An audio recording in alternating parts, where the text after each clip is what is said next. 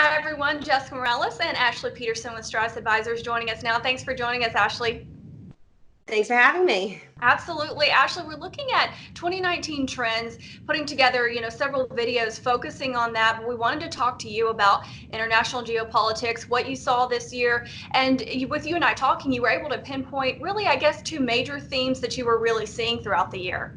Yeah, so this has actually been the first exciting year in a little while. One thing we've seen is just a wave of global protests, and these protests have actually led to substantive changes. So, we started the year with the yellow vest protests in France, and the fuel tax that they were against did, in fact, get taken off the table.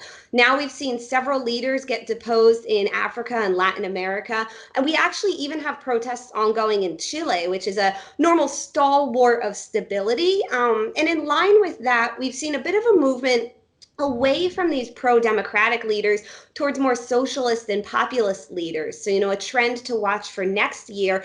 Argentina has re-elected Peronists into power. So what does this mean for the fiscal reforms that were happening, the tax changes that were underway, and what's that going to mean for the shale environment in that country specifically? So these protests have really been, a little bit out of nowhere, and they've been effective, which means they're most likely to continue through next year as well.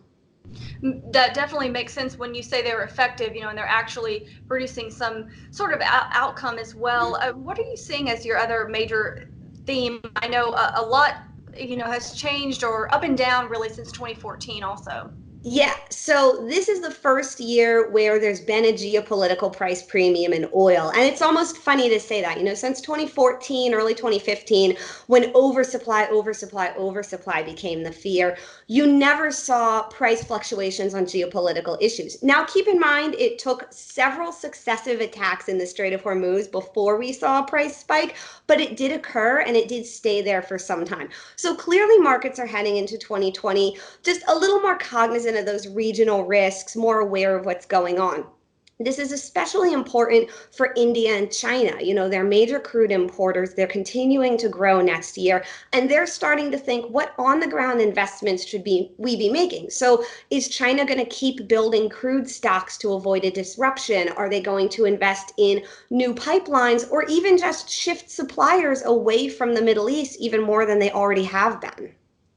Really a busy year, a lot of course, dramatic things that happen throughout the year. And we know that you follow our oil markets and a lot of that, Ashley. So there's a lot of resources that Stratus Advisors has as well throughout the year and preparing for 2020 as well. Yeah, it's definitely going to be an exciting 2020. With these new OPEC cuts, I think we'll be a little bit more in balance. Obviously, demand is still a concern. And I think if we're looking at the 3-year picture, we want to know, what are these new economic policies in place in Latin America and in Southeast Asia to a degree, since that's where the future demand growth is going to come from. We hear you. Thank you, Ashley. We appreciate your time. Of course, thank you. For more Hart Energy videos, follow our social media channels.